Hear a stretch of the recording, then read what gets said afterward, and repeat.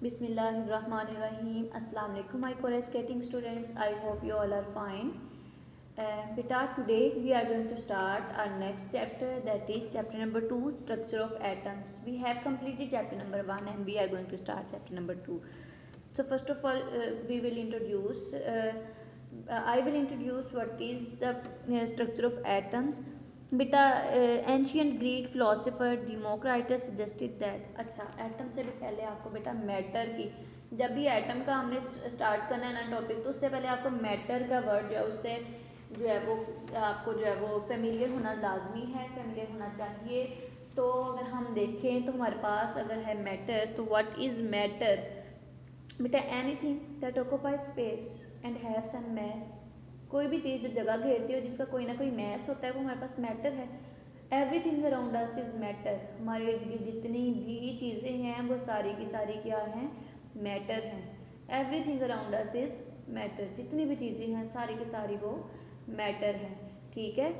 So everything around us is matter. तो अगर हम देखें उसमें आपकी पेंसिल है, आपकी हेयर पिन है, आपकी बुक्स हैं, आपका table, chair, doors, bed, kitchen की अगर आप देख लें, हर चीज़ that is a matter, even आप खुद मैटर हैं, ठीक है। तो हम क्या है, ये सारी की सारी चीज़ें मैटर हैं। और हमें पता है मैटर 3 स्टेट्स में, हम मोस्टली 3 स्टेट्स को ये डिस्कस करते हैं। सो मैटर 3 स्टेट्स में एग्जिस्ट करता है, सॉलिड्स, लिक्विड्स एंड गैस, ठीक है। इसके अलावा प्लाज्मा स्टेट भी है, बट हम जो है वो मोस्टली 3 को ही डिस्कस करते हैं, ठीक है। सो एक एंशियंट ग्रीक फिलोसोफर था, ठीक है, पुराने ज़माने की बात है, कदीम जो है वो साइंसदान था, फिलोसोफर था बल्कि फ़लसफ़ी था, ठीक है, ग्रीक फ़लसफ़ी था, डिमोक्राइटस। उसने सजेस्ट किया that matter is composed of, जो मैटर है उसके अंदर भी टीनी पार्टिकल्स होते हैं, ठीक है, जो कि इनडिविजिबल हैं, ठीक है। उनको क्या नाम दिया? एटम का। So the name atom was derived from the Latin word atomos meaning indivisible, visible जो हमें दिखाई देते हैं, indivisible दिखाई तो देंगे बट इनको तकसीम नहीं कर सकते, ठीक है। विजिबल तो दिखाई देना है, डिविजिबल जो डिवाइड से निकला है यानी जिसको तकसीम किया जा सके, इंडिविजिबल यानी जिसको तकसीम नहीं किया जा सकता। या हम इसको कह सकते हैं, ना ही हम इसको फना कर सकते हैं, ना ही बना सकते हैं, ठीक है, ना ही हम इसको तबाह कर सकते हैं, ठीक है। ये अज़ल से मौजूद है, ये तो शुरू से ही मौजूद है, ठीक है। एटम्स, मैटर, वो चाहे जिस भी स्टेट में मौजूद था, जिस भी फॉर्म में मौजूद था। So in the beginning of 19th century John Dalton put forward atomic theory. According to it all matter is made up of very small indivisible particles called atom.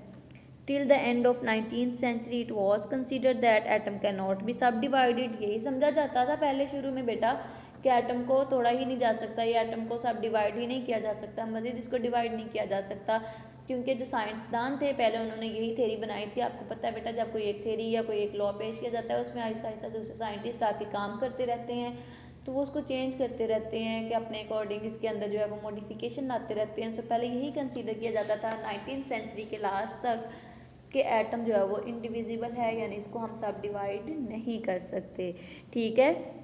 So however in the beginning of 20th century experiments perform, एक scientist आया जिसका नाम था जे Goldstein. उसने जो है वो J Thomson Goldstein और रदरफोर्ड, इन्होंने इसके ऊपर एटम के ऊपर आकर काम करना शुरू किया और अपने अपने एक्सपेरिमेंट्स पेश किए, ठीक है।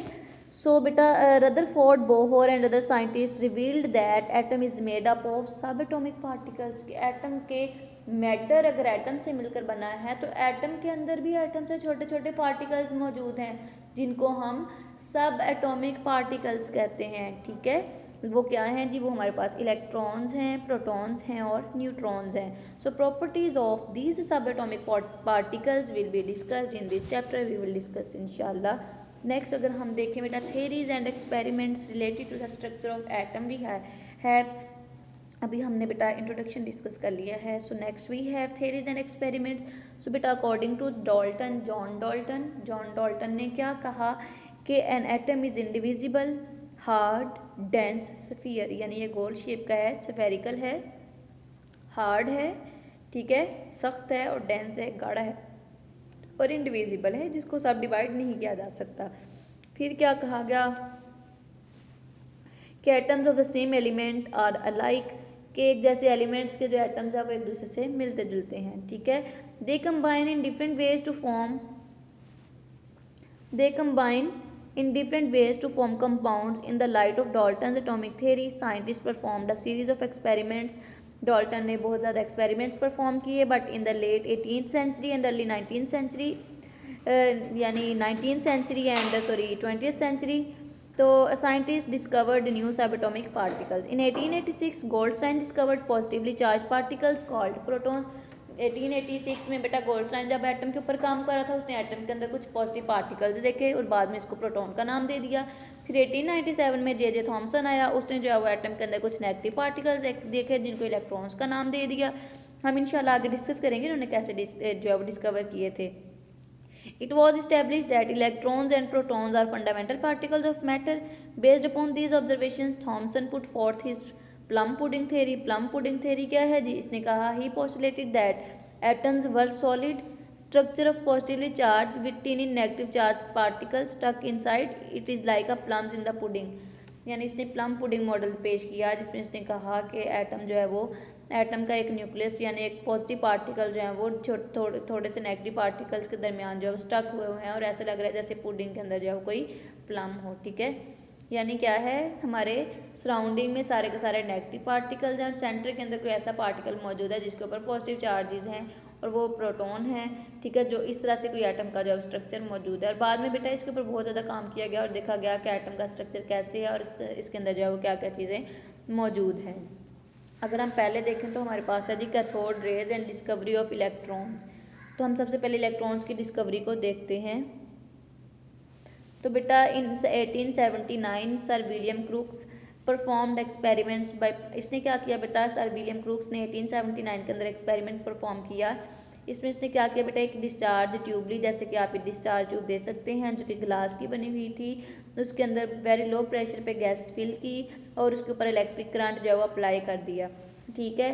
क्या किया कि इसके अंदर जो है वो एक कोई गैस फिल कर दी, इसके अंदर ये डिस्चार्ज ट्यूब है और इसके ऊपर यहाँ और यहाँ से इलेक्ट्रिक करंट जो है वो ये देखें इसको एक बैटरी के साथ जोड़ दिया, ठीक है। यहाँ पे एक कैथोड लगा और एक एनोड लगा है, यानी एक पॉजिटिव है और एक नेगेटिव है, ठीक है। यहाँ इनको क्या किया, एक बैटरी के साथ जोड़ दिया और वहाँ से करंट अप्लाई किया और इसके अंदर ये बेटा गैस जो है वो फिल कर दी, ठीक है। अब फिर हुआ क्या, he took a glass tube fitted with 2 metallic electrode, 2 electrode थे। एक इलेक्ट्रोड जो था वो हमारे पास एनोड था जिसके ऊपर पॉजिटिव चार्ज होता है और एक इलेक्ट्रोड हमारे पास कैथोड था जिसके ऊपर नेगेटिव चार्ज होता है। उसको एक हाई वोल्टेज बैटरी के साथ दोनों को आपस में अटैच कर दिया, ठीक है। दोनों को आपस में क्या कर दिया, अटैच कर दिया। The pressure inside the tube was kept 10.4 atm when high voltage current was pass through the gas shiny. अब क्या हुआ बेटा, प्रेशर बहुत कम रखा था और उसमें से करंट गुजारना शुरू कर दिया। जब करंट गुजरना शुरू हुआ तो क्या हुआ, वहाँ से शाइनी जो है वो रेज निकलना शुरू हो गई जो कि वर एमिटेड फ्रॉम कैथोड, जो कि कैथोड से निकली थी और कैथोड के ऊपर नेगेटिव चार्ज होता है। वो जो रेज थी वो कैथोड से निकल कर वो एनोड की तरफ जा रही थी, ठीक है। तो बाद में जी कहा गया विच ट्रेवल्स टूवर्ड्स द एनोड। सो यहाँ पे लिखा गया बेटा कैथोड से निकली हैं, इट मीन्स के वो जो रेज निकली हैं वो नेगेटिव इन नेचर थी, यानी उनके ऊपर जो कोई ऐसी रेस थी जो नेगेटिव यानी वो जिनके ऊपर नेगेटिव चार्जेस थे, ठीक है। तो वो चार्जेस क्योंकि कैथोड के ऊपर नेगेटिव चार्ज है तो कैथोड से अगर रेडिएशन निकली हैं तो ऑब्वियसली वो रेडिएशन के ऊपर भी नेगेटिव चार्ज होगा, ठीक है। और वो गई किस तरफ है, पॉजिटिव पार्टिकल की तरफ यानी एनोड की तरफ। और हमें पता है नेगेटिव हमेशा पॉजिटिव को अट्रैक्ट करता है, यानी वो पॉजिटिव ने नेगेटिव को अट्रैक्ट कर लिया। नेगेटिव रेडिएशंस ने जब निकलना शुरू किया था जो आगे सामने एनोड लगा था जिसके ऊपर पॉजिटिव चार्ज है उसने उन रेडिएशंस को अपनी तरफ अट्रैक्ट करना शुरू कर दिया, ठीक है। तो इससे पता चला कि ये जो रेडिएशंस हैं ये कैथोड रेज से निकली और पहले इनको जब कैथोड रेज का नाम दिया गया था, ठीक है। और फिर बाद में क्या हुआ कि these cathode rays were studied in detail, उनको बहुत डिटेल में डिस्कस किया गया, स्टडी किया गया और फिर उनकी प्रॉपर्टीज़ को भी जो है वो फाइंड आउट किया गया। सो हम देखते हैं कि these raise travel in straight line. एक तो ये रेडिएशंस जो थी वो बेटा बिल्कुल स्ट्रेट लाइन में ट्रैवल कर रही थी, ठीक है, परपेंडिकुलर टू कैथोड सरफेस। फिर they can cast a sharp shadow of an opaque object, opaque object यानी जिसमें से बेटा हम देखते हैं ट्रांसलूसेंट्स होते हैं, ओपेक होते हैं। ओपेक जिनमें से जो है वो कोई चीज़ यानी इलेक्ट्रिसिटी लाइट जो है वो नहीं गुजर सकती, वो ओपेक ऑब्जेक्ट्स होते हैं। ठीक है, तो ओपेक ऑब्जेक्ट रखा था और क्या हुआ कि वो लाइट जो है वो सीधी गुजर रही थी। जब ओपेक ऑब्जेक्ट रखा तो उस ओपेक ऑब्जेक्ट का शेडो बना दिया उन्होंने। ठीक है, they are deflected towards the positive ray plate, वो नेगेटिव से निकलकर पॉजिटिव प्लेट की तरफ जा रही थी। ठीक है, in an electric field showing that they are negatively charge, इससे पता चला कि वो जो रेडिएशन है वो उनके ऊपर नेगेटिव चार्ज है। फिर they raise temperature of the body on which they fall, और जब जिस बॉडी के साथ जाकर ये टकराई उस बॉडी का इन्होंने टेम्परेचर क्या कर दिया, बहुत ज़्यादा हाई कर दिया। यानी जिस टेम्परेचर कोई बॉडी था नॉर्मल था, वो ठंडा सा था, इतना गर्म नहीं था। ठीक है, जैसे उस चीज़ के साथ जाकर टकराई तो वो बॉडी क्या हो गया, हीट अप हो गया, गर्म हो गया। ठीक है, फिर ये पता चला कि J Thomson discovered that their charge to mass ratio, ये हम इंशाल्लाह आगे डिस्कस करेंगे ये क्या होती है। So light is produced when these raise hit the walls of the discharge tube, और जब भी पीछे जाकर डिस्चार्ज ट्यूब के साथ हिट की तो इन्होंने जो है लाइट प्रोड्यूस की। फिर क्या हुआ बेटा, कि it was found that the same type of rays were emitted no matter which gas, फिर उन्होंने इसी तरह से और भी डिफरेंट गैसेस के ऊपर और बहुत सारी चीज़ों के ऊपर एक्सपेरिमेंट किए और उन्होंने पता चला कि हर गैस या हर भी एलिमेंट से जो है वो एक जैसी ही जो है वो रेडिएशन एमिट हो रही हैं। तो ये गैस पे डिपेंड नहीं करता बल्कि ये एटम है और एटम से जो है वो इसी तरह से पार्टिकल जो है वो एमिट होंगे। ठीक है, तो बेटा इससे ये हमें शो हुआ दैट के as we know that materials are composed of atoms hence there फिर क्या हुआ कि it was found that the same type of rays were emitted no matter which gas and which cathode was used in the discharge tube. All these properties suggested that the nature of the cathode rays is independent of the nature of the gas, कि ये gas पे depend नहीं कर रहा, कोई भी gas हो उससे इसी तरह की रेडिएशन खारिज होंगी। यानी कैथोड रे से जो भी खारिज होंगी रेडिएशन वो नेगेटिव चार्ज की हामिल होंगी, वो इसी तरह से होंगी और ओपेक ऑब्जेक्ट का वो शेडो बनाएंगी और डिस्चार्ज ट्यूब की दीवार के साथ टकराने पर लाइट प्रोड्यूस करेंगी। ठीक है, सो फिर इससे पता चला कि ये बाद में कि ये जो रेडिएशंस खारिज हुई हैं ये इलेक्ट्रॉन्स है और बाद में मूविंग पार्टिकल्स के इलेक्ट्रॉन का नाम दे दिया गया था।